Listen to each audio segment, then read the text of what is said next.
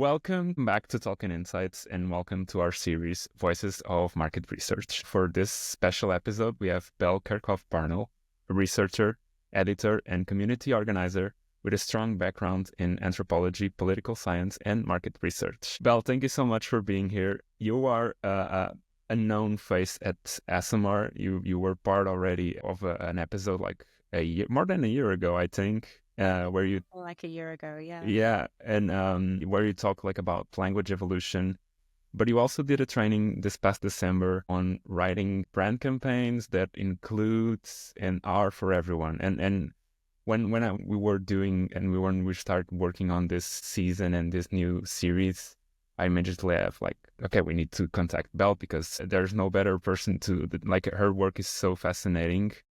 And even like before this recording, like before I start pressing recording, we were talking about like everything that you're doing. And it's so interesting, like the way that you try to include everybody. And so I'm always fascinated for your work. So thank you for being here. Well, thank you for inviting me. It's really, it's always great to discuss these things and to bring these things together. Before we started recording, you were mentioning a work that you were doing in South Africa, in a South African conference, the RIM Research Forum, and you worked with something about the wine industry and women working in the wine industry. Tell me everything. What's all this about? Cool. This is a nice place to start. So it was for the Race in the Marketplace Network. It was their third research forum, and they chose Cape Town because it's a fascinating place to discuss racial dynamics, but especially thinking about marketplaces, services, products, and consumers. There was a lot of discussion with us as a program committee about whether or not we would show a film as part of the conference opening, and we found a film about women, working class women in the countryside in the kind of Cape Town area who work in vineyards and their rights. And, you know, not just from a kind of economic point of view, but also climate justice, their rights as women and their rights as colored and Black women as well within the South African context. So we were thinking about the marketplace in a very different way. So not just the consumer rights, but also the worker rights. And as part of that, we brought in women experts who are all kind of working in and around the wine industry in the South African context. So they talked about climate justice and reports that are being done and research that's being done that shows how these women are exposed to really dangerous pesticides that are banned in Europe, for instance. We looked at and had really amazing conversations about how difficult it is for Black-owned and Black women-owned wine brands to be sold in supermarkets or to be kind of exported around the world. And that, you know, the leading brands are still, you know, these apartheid age brands. You know, these are landowners. They got the land through the apartheid system, and they're still the leading brands. And we talked about, you know, financial literacy and education and getting access to, I think, services and spaces that we take for granted. They're really considered luxuries in this context. So it was really important to have those conversations. I think especially all of us very privileged academics coming from outside and coming into South Africa to understand the local context and to understand what the marketplace and what the consumer and what the worker means, you know, with all these dynamics going on. So I took away a lot from that, not just as an organizer, but as someone listening to these four incredible women. And the film, I should mention the film, it was called Everyone Together. And it was about the work of Women on Farms, which is an organization based in South Africa. Okay. Well, if you can send me the trailer or the more information on the movie, I'll link it on the show notes. And it's really interesting. Like, so what were some of the main takeaways from these women? Like, what were they trying to, or what do you think could change or needs to change? I mean, apart from not working with those pesticides and working in a more inclusive environment, I guess. But what were like the main takeaways of it? Yeah, I mean, the climate action and, you know, protecting people, protecting workers, and either, you know, removing the pesticides or ensuring that the conditions are safe, you know, protective coverings and these kind of things. That was a very clear outcome. I think, you could see that there is a real need for more support and promotion of indigenous brands. So we were joined by Ndumi Pikashe, who has her own brand. She's a winemaker, and her brand is called, I hope I'm pronouncing this correctly, Fikele Wines. And that means we have arrived. And it was incredible to me that she's faced this many barriers in launching her brand, or not launching it, but kind of taking it to the next level as a business. And one of the key reasons was that she used an indigenous brand name instead of an English, a kind of old German or Dutch sounding name, which you see on a lot of, I'm sure if you go now to Albert Heijn here in the Netherlands and you go to the wine place and you look for South African wines, it's all Dutch, German, English.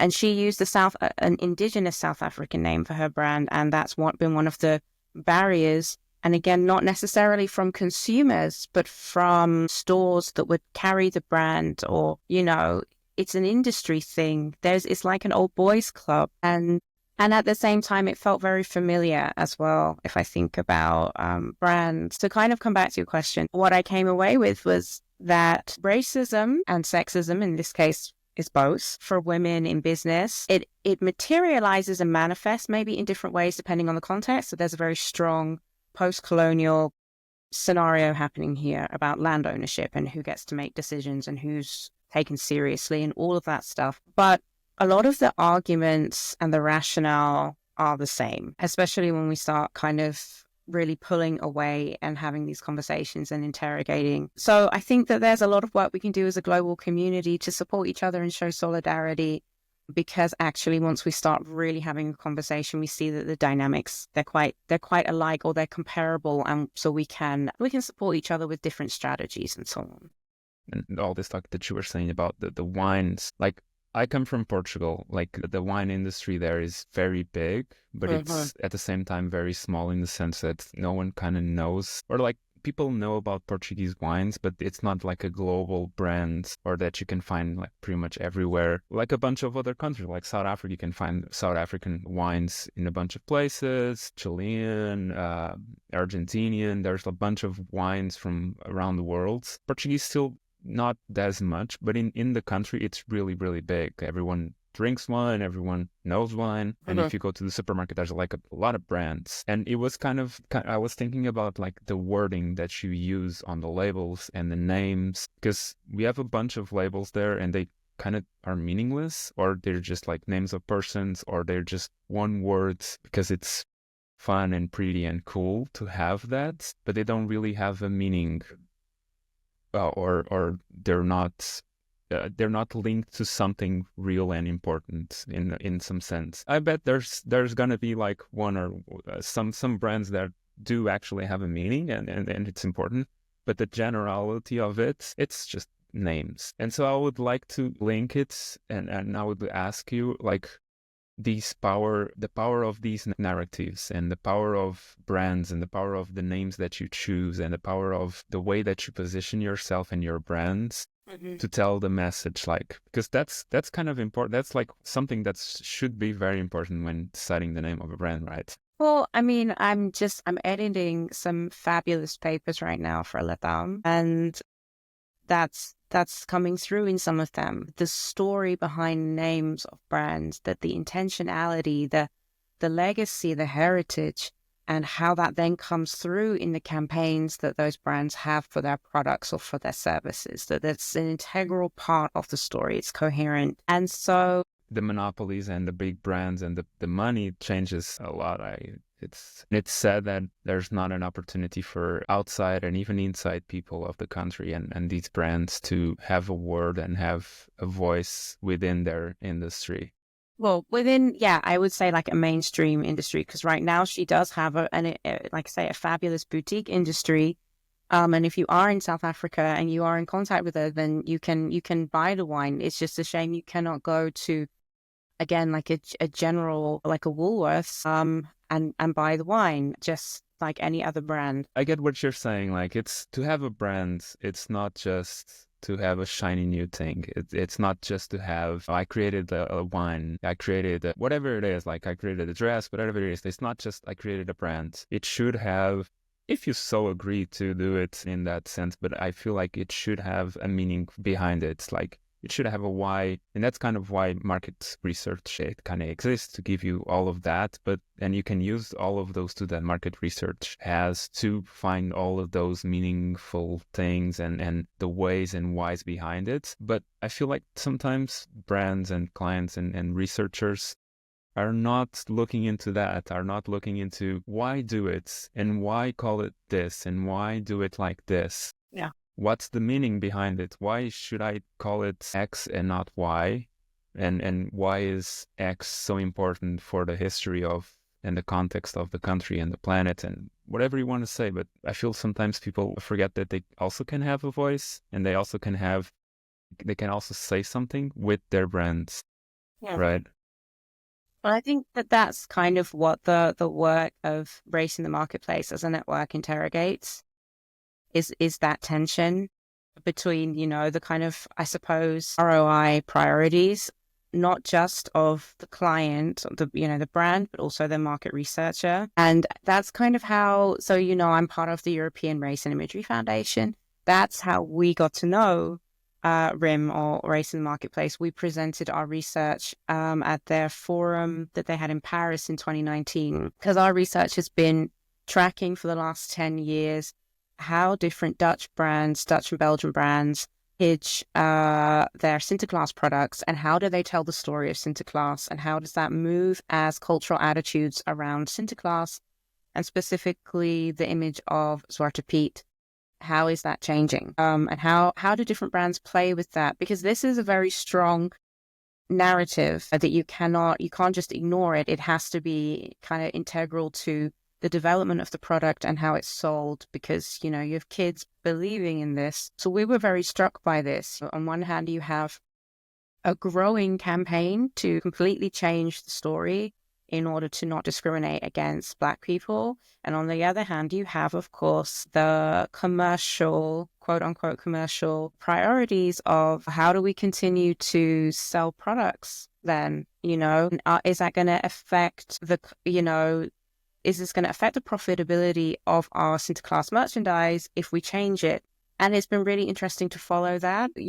We had a couple of years where we thought, oh, maybe there's nothing new to say, but actually, with the last election just over a year ago in the Netherlands, we started to see some pretty interesting shifts. And not enough people are talking about it, and not enough people are putting the effort to understanding like the whys and again, like what happens if we change something? What happens if we, instead of selling like this, sell this way? I was going to ask you about some challenges, and what challenge have you faced when combining and working in both activism and research? And it's kind of going on what you were saying, but like, what are some of the biggest challenge that you faced so far? Oh, that's such a big question.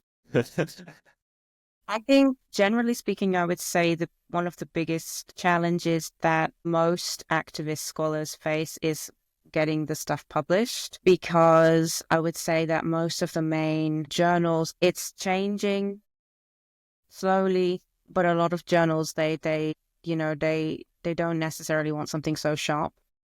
And I think with activist scholarship, there is always a very strong message behind what you're saying. You're not going to come with just general theory.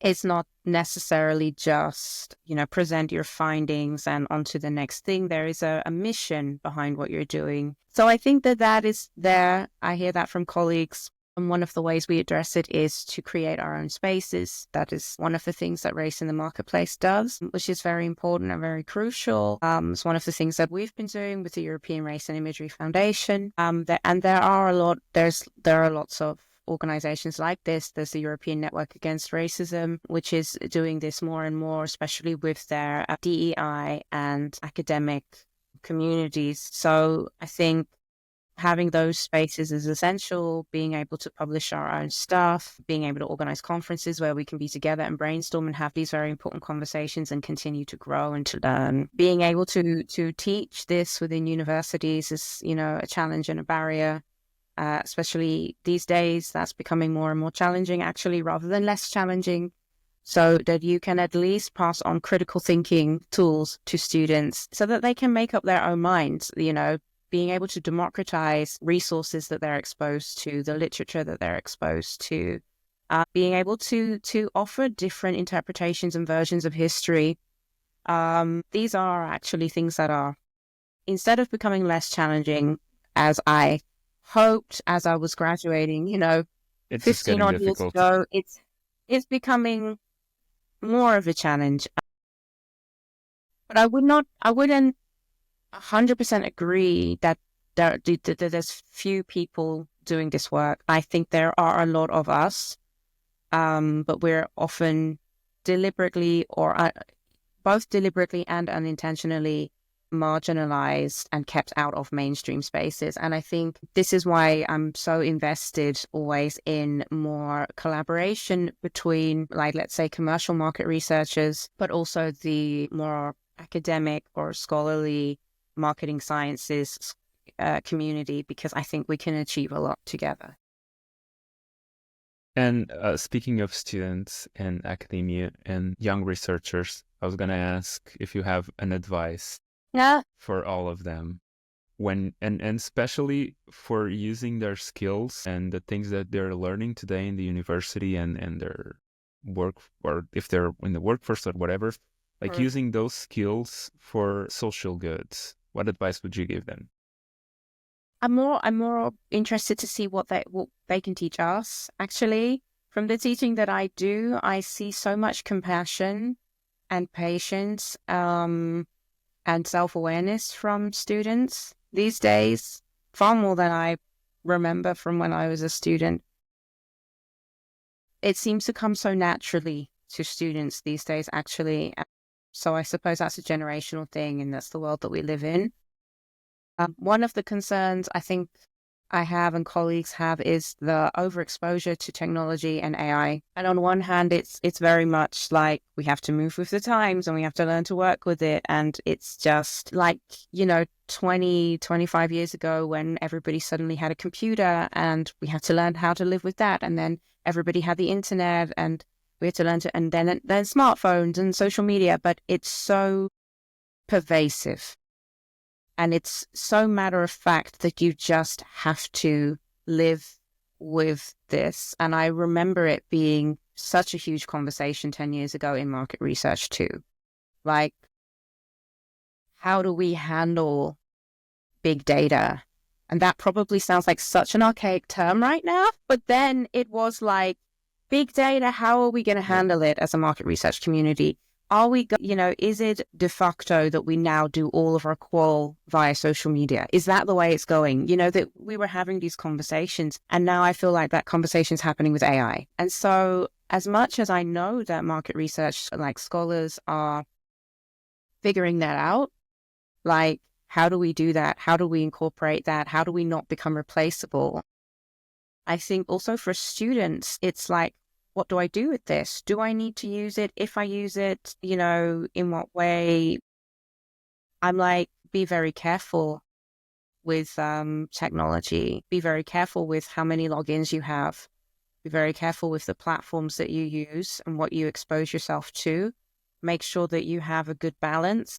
That if you're that you don't get all of your news from one source, that you do not spend so much of your time and energy being present and visible on these platforms, that you are also spending a lot of time in the real world and away from a screen. And that might all sound very preachy and very grandma-like, but this is what I'm seeing. When we see anxiety and when we see tensions with our students, it's usually something to do with technology. They live in a WhatsApp group instead of physically being present in the common room where they can see people and be in touch with people. They really rely on what ChatGPT tells them is a good argument, rather than figuring out how to structure it themselves and maybe letting ChatGPT help them with the grammar. You know what I mean? Do you kind of follow what I'm saying?